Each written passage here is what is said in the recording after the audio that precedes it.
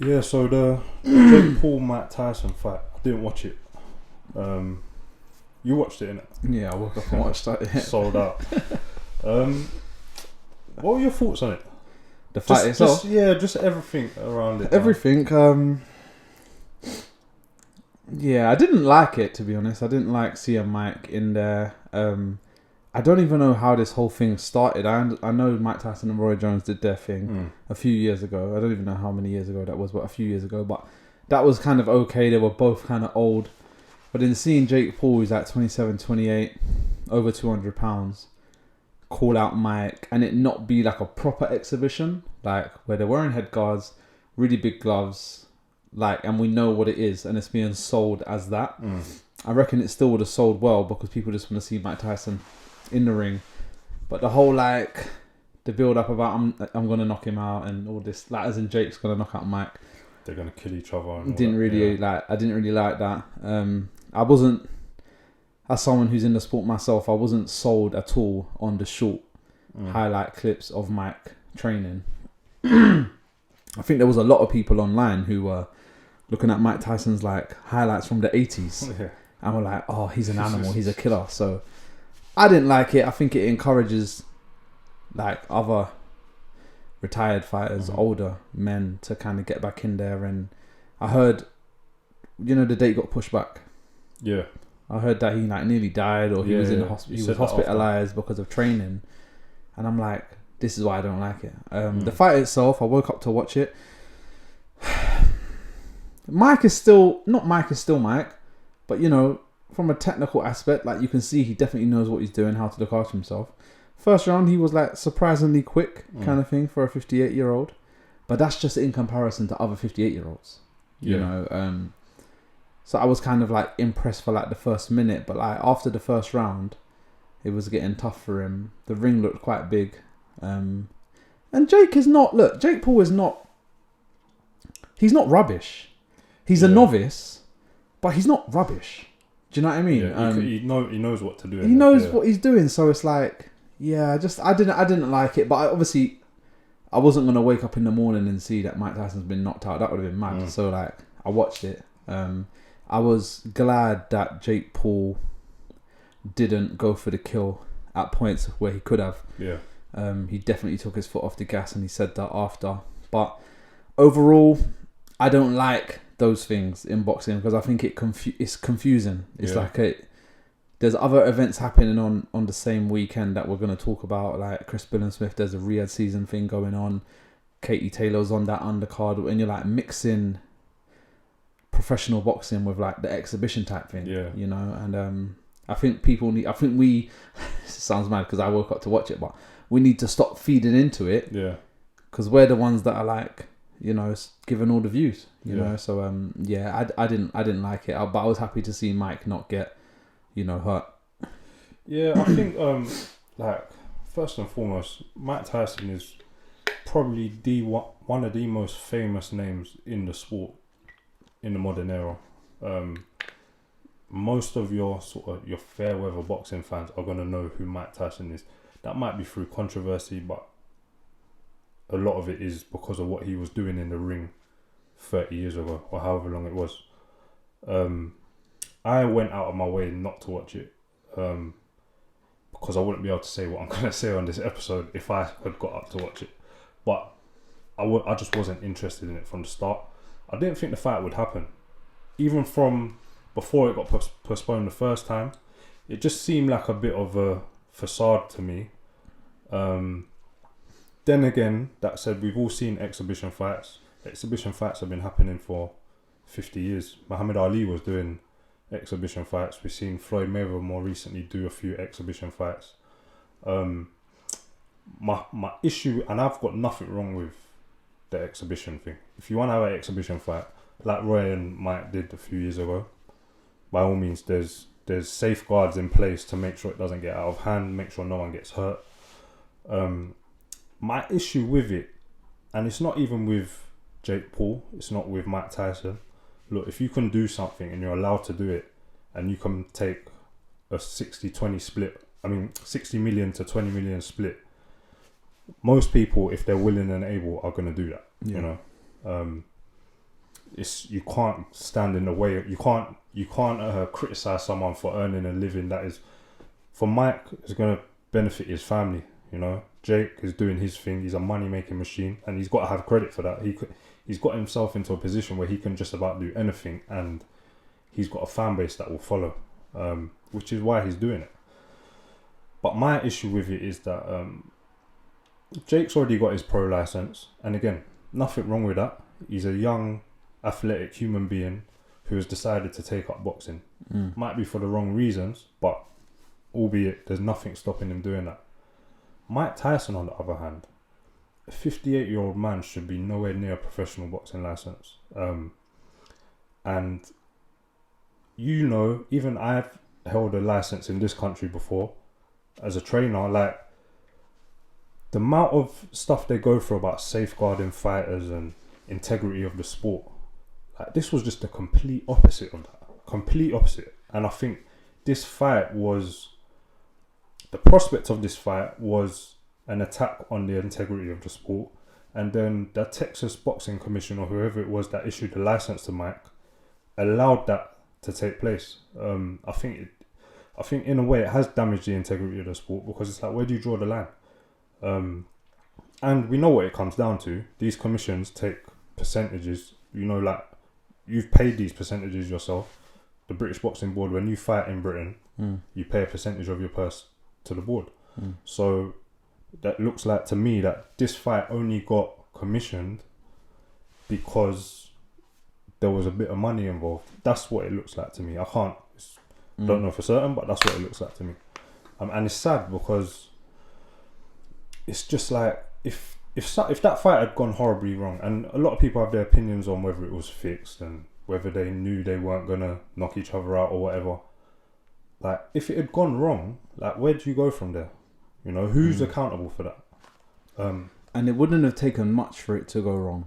Exactly. It doesn't have to be just be Jake getting a bit excited. Or, you know, literally, because they're both over 200. And you got to remember, he's not as experienced as, in terms of, he don't know how to control his power. Exactly, and you know, like, unexperienced fighters, you see him in amateur gyms and stuff. Sometimes it's like no hooks. And the first thing they do is throw a hook. Like, do you know what I mean? Like, it's not an easy thing to. It's easier said than done. But I think that it's blurred a lot of lines, because now it's like, you got Carl Froch calling out Jake Paul. You got Tony Bellew calling out Jake Paul. You mentioned to me off cam, Evander Holyfield's called out Mike Tyson for a trilogy fight. And then, even worse, you got Jake Paul saying, I need a better challenge. I want Canelo. And it's like, reporters are there taking that serious. Canelo fighting Jake Paul is almost just as dangerous as Jake Paul fighting Mike. So it's like, I feel like issuing the license and allowing it to be a professional fight, it means the broadcasters got involved. All the sports reporters were there. All the pundits are talking about it every single day last week. Tony Bellew's turned up to Texas to call out Jake Paul, albeit he's working for Paddy Power. But we had a British cruiserweight fighting the next day, potentially about to become the first unified world cruiserweight champion since David Haye.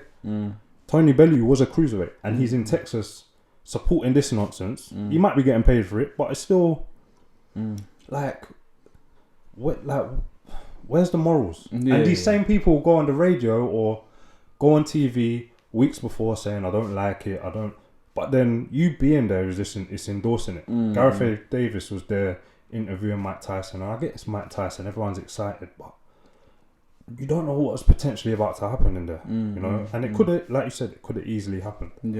Mike Tyson was in a wheelchair not too long ago. He said himself afterwards that he almost died. Whether that's true or not, I don't know. But how's it been allowed to happen? Certain men train their whole lives as an amateur. Then when they go to turn pro, they have a little eye thing and they can't get a license. And yet a 58-year-old man, old enough to be my dad, or he's older than my dad, he's got a license. Like, it just doesn't. It doesn't add up. I think it shows it's a problem. It shows the problem with money in the sport, like you said. And I would like to believe that fight wouldn't have got commissioned by the British Boxing Board. They wouldn't have issued a license to Mike. I would like to think that. and I know how they carry on, so I would assume that is the case. But that's even more of a problem that you got. We mentioned it with the drugs thing and Conor Ben. Whether he's innocent or not, you had one commission willing to allow him to fight, and another one protesting against his ban being lifted. Like, definitely, this would happen in any other sport. It Yeah, would happen in any other sport, and yeah, like I can't even give an example of how that would look in football. Yeah, I can't really. Like, what would that be? Like, It just wouldn't happen. Like, and when them games do happen, like they're charity based. Everybody knows what it is, you know. And boxing is a dangerous sport anyway. So the nature of a football match is not. It's as even dangerous. more important. Yeah, exactly. It's even more important. And when people say boxing is like the Wild Wild West, like that was a prime example of what's going on. So yeah, I definitely agree with that. Not playing devil's advocate, but as somebody that watched it, I didn't watch it with the same like interest as maybe a fan. It's just it's hard because double-edged sword, because what you said about Mike being one of the most famous, along with Muhammad Ali, top 2 famous boxers, I guess, ever, and still living. It's like we love Mike, or we look up to Mike, or we don't idolize, but you know what I mean? It's like we want to know that he's safe, or we want to know how it goes, if that makes sense.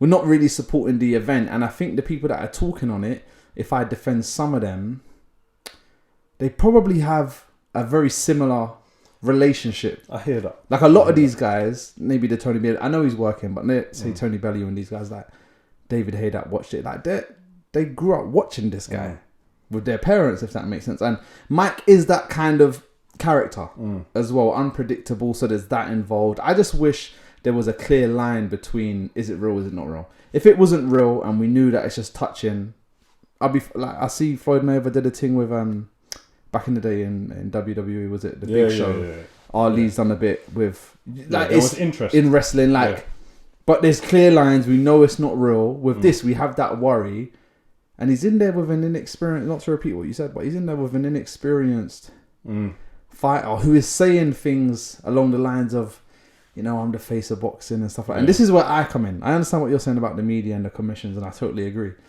I just think for the casual fans, the blurred lines, like I could get someone come up to myself as a professional boxer and say, oh, why don't you fight Jake Paul?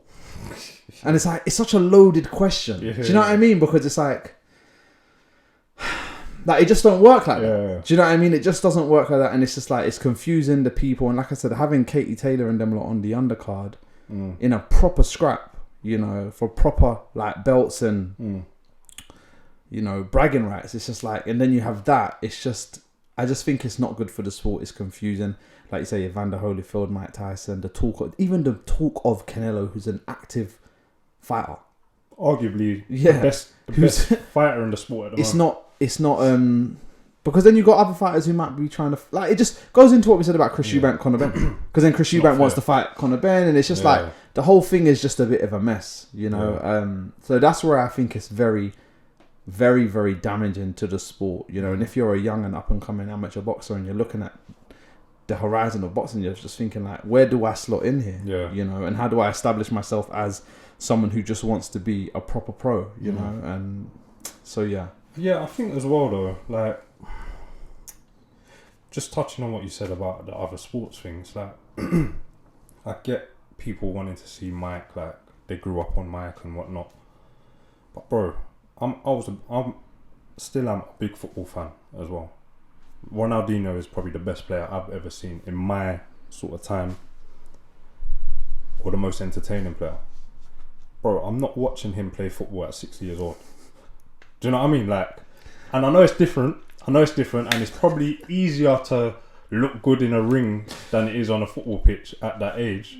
I mean, it might not be, but can you imagine, like, Ronaldinho coming out of retirement for one game?